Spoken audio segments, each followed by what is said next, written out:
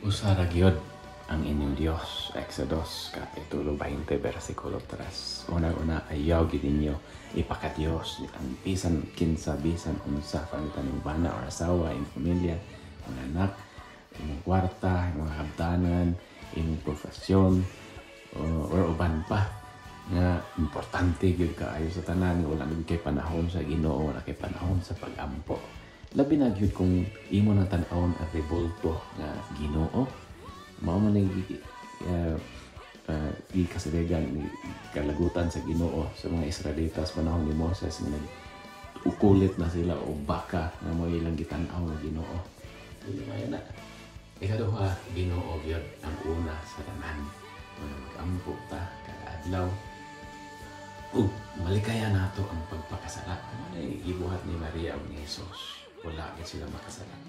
Ikanunay man sila niyo sa Ginoo.